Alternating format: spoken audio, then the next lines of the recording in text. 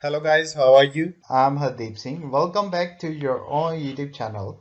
IELTS updates and recent exams. For more updates related to recent IELTS exam writing test topics, listening, reading, practice test, and speaking, you got guesswork. Please guys participate in everyday listening and reading practice test to achieve your desired band score in your actual IELTS exam. Please hit the like and subscribe button. Press the bell icon for the upcoming notifications. Don't forget like, subscribe and share my YouTube channel and my Facebook page, IELTS updates and recent exams.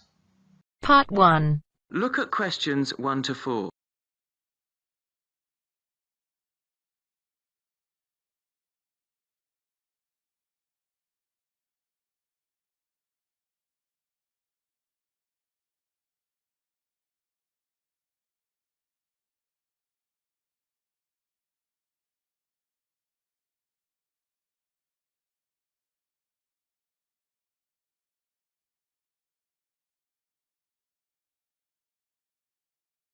Hello, I am a new student here.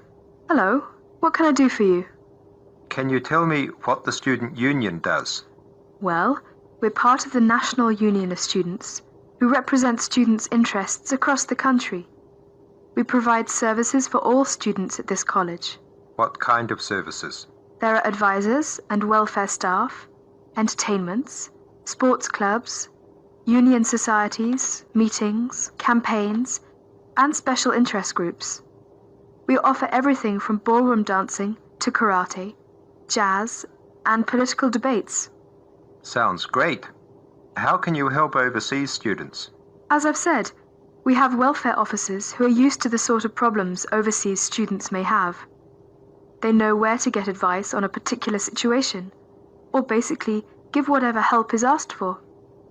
I am from the Philippines, and I hope I can meet other Filipino students who are here. I play chess and many sports, especially badminton, basketball, and wrestling. Please, can you tell me how to find out about these things? There is a Filipino society at the college. Regular meetings take place and lots of social activities are organized, such as meals, plays, and dances. The society is made up of Filipino students and other students who have an interest in the Philippines. And what about the sports? Does the union offer the ones I'm interested in? Yes, we do. If you want to play in one of the college teams, you have to go along to training sessions and compete for a place. For badminton, you can either go to the badminton club or book a court to play with friends. Is there also a chess club or team? No, I'm afraid not. It may be best for you to put a notice on our notice board to find other players. Will that cost me anything? No, it's a free service available to all students, but you have to give your notice to a union officer first, so that it's fair for everyone who wants to use the notice board. I only have a room for 1 month at the moment.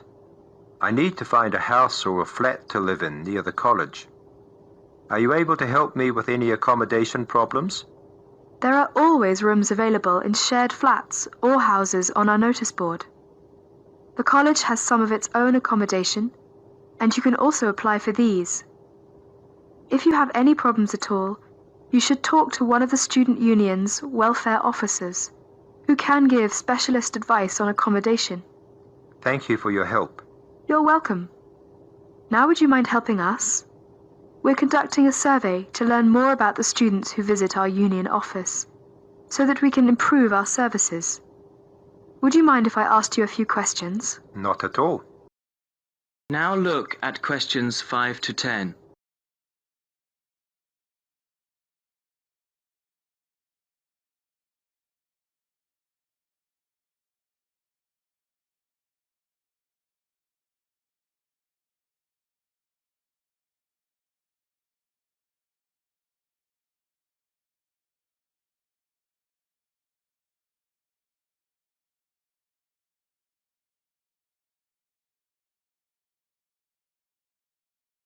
Now would you mind helping us? We're conducting a survey to learn more about the students who visit our union office, so that we can improve our services. Would you mind if I asked you a few questions? Not at all. First of all, what is your name? My name is Cesar Bautisto. How do you spell your last name? Bautisto. Thank you. And what are you studying? Development Economics. I see. And how long is the course for? 1 year. It's a postgraduate diploma. What would you like to do at the end of it? Have you made your mind up yet? Yes, I'd like to be a United Nations project advisor. Oh, would you? That sounds interesting. Tell me, though, why have you chosen this university? It's got a good reputation in the field of economics. And you say you come from the Philippines? Yes, that's right. And which city do you come from? Manila. Oh, that's the city I've always wanted to go to.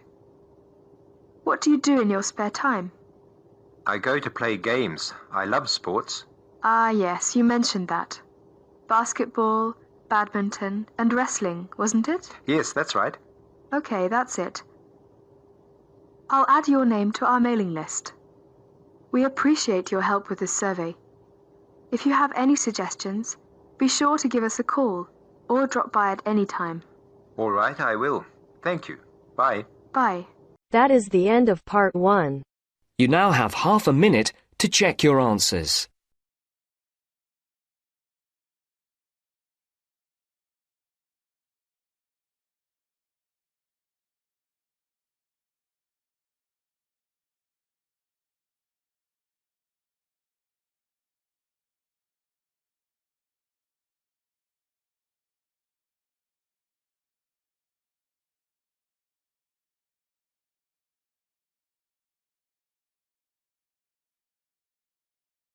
Now turns to part 2. You will hear a woman being interviewed by a market researcher in a health club about her membership of the club.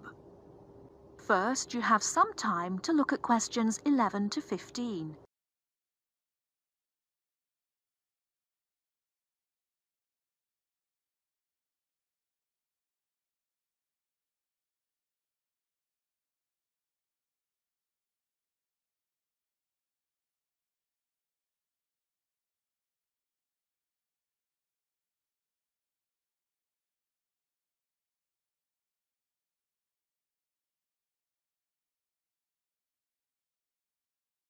Oh, excuse me. I wonder if you'd have the time to take part in some market research. What's it about? About this club and your experiences and opinions about being a member. It'll take less than 5 minutes. Oh, okay then, as long as it's quick. Can I start by taking your name? It's Selina Thompson. Is that Thompson? Yes. Great. Thanks. And what do you do for a living? Well, I'm an accountant, but I'm between jobs at the moment. I understand. But that's the job I'll put down on the form. And would you mind my asking which age group you fall into? Below 30, 31 to 50, and above? Over 50, I think we can safely say. Great, thanks. And which type of membership do you have? Sorry, I'm not sure what you mean. Do you mean how long? No, is it a single-person membership? Oh, right, no, it's a family membership. Thanks. And how long have you been a member? Ooh, let me see. I was certainly here 5 years ago, and it was probably 2 to 3 years more than that. Shall I put down 8? Oh, I remember now. It's 9, definitely. Sorry. No problem. I've got that. And the last question in this first part is, what brought you to the club? Sorry? How did you find out about the club? Did you see any ads? Well, I did actually. But I have to say I wasn't really attracted to the club because of that. It was through word of mouth. So you were recommended by a friend? Actually, my doctor. I'd been suffering from high blood pressure, and he said the club was very supportive of people with that condition, so I signed up. Great, thanks. Before you hear the rest of the talk, you have some time to look at questions 16 to 20.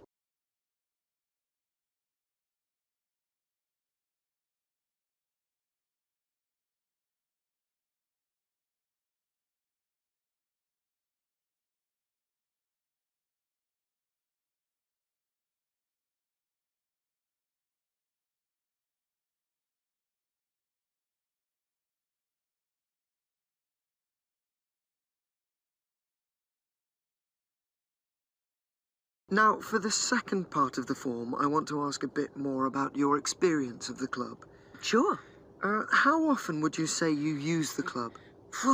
It varies enormously, depending on how busy I am. Of course. But on average, per month?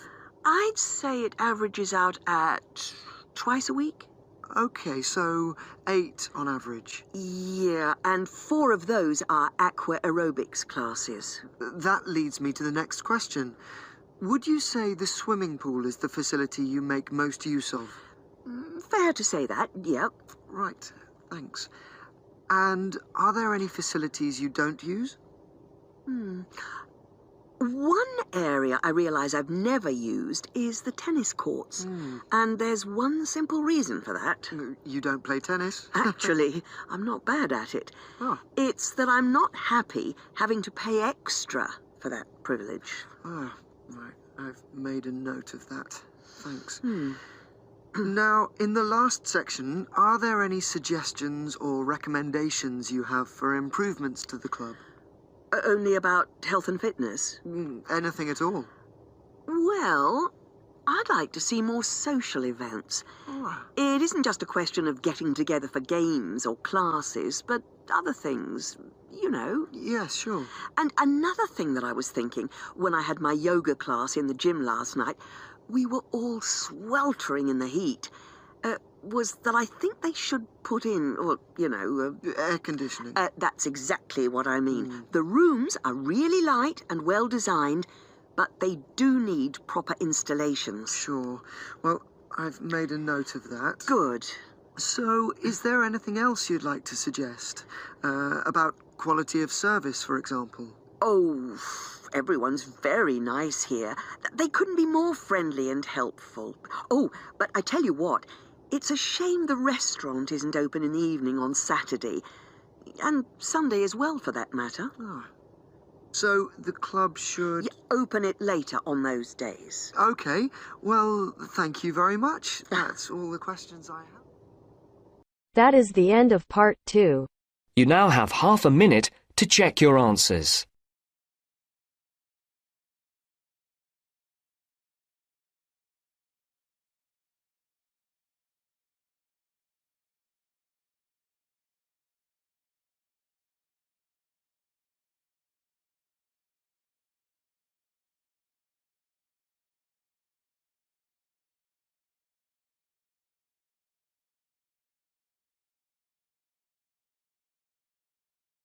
Now turns to part 3. You will hear a woman called Phoebe, who is training to be a teacher, talking to her tutor called Tony about research she has done in a school. First, you have some time to look at questions 21 to 25.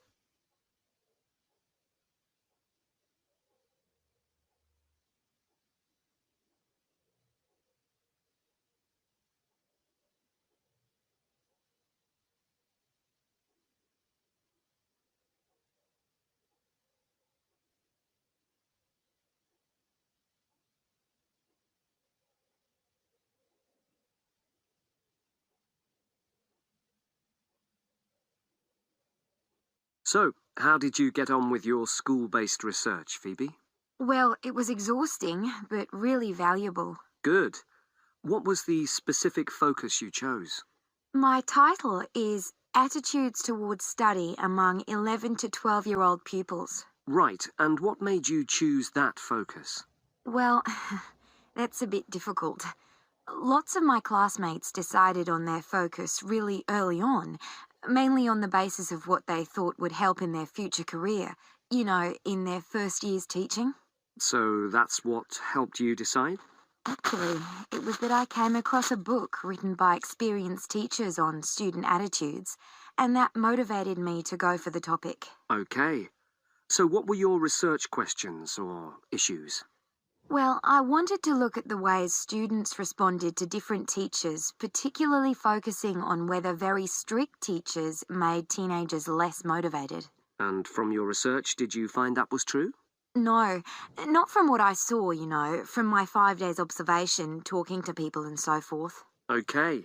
We'll talk about the actual research methods in a moment, but before that, Can you briefly summarize what your most striking findings are?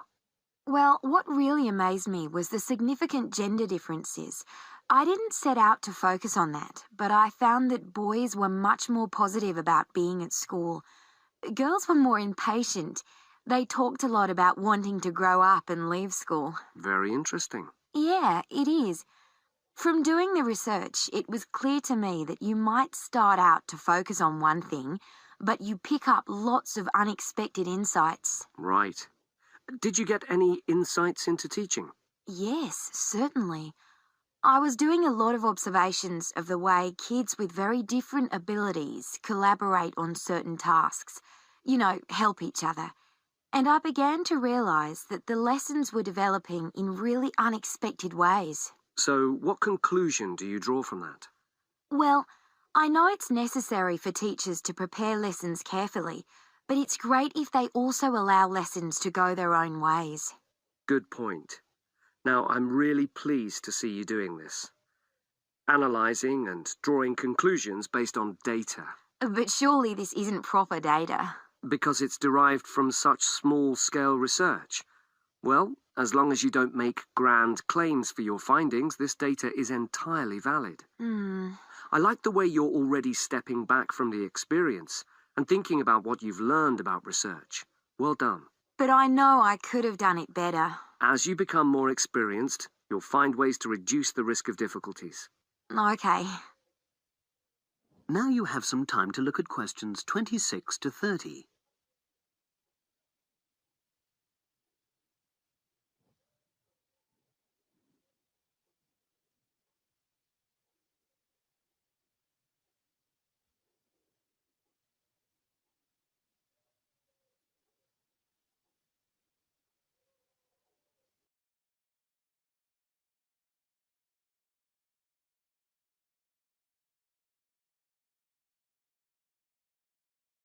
So, let's look in more detail at how you gathered your data. Let's start with lesson observation. Well, it generally went quite smoothly. I chose my focus and designed my checklist. Then teachers allowed me into their classes without any problems, which surprised me. It was afterwards that the grueling work started. Yeah, it's very time-consuming, isn't it? Making sense of analysing your observation notes. Absolutely. Much more so than interview data, for example. That was relatively easy to process, though I wanted to make sure I used a high-quality recorder to make transcription easier. And I had to wait until one became available. Right. And did you interview some kids as well? In the end, yes. I talked to 10, and they were great. I'd imagined I'd be bored listening to them, but...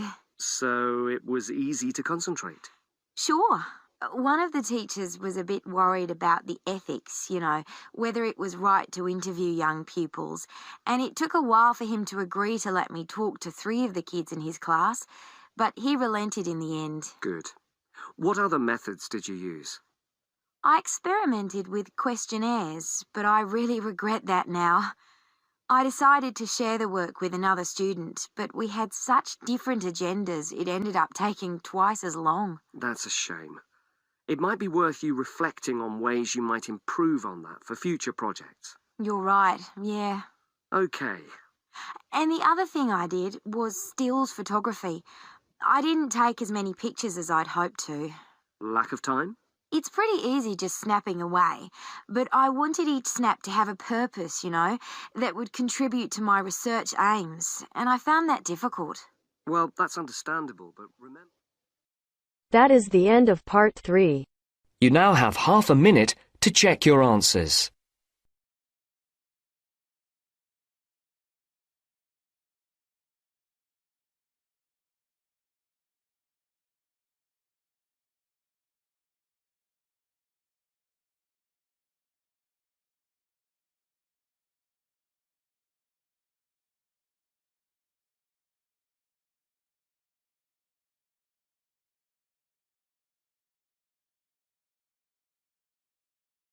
Now turns to part 4.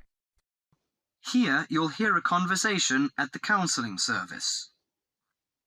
First, you have some time to look at questions 31 to 40.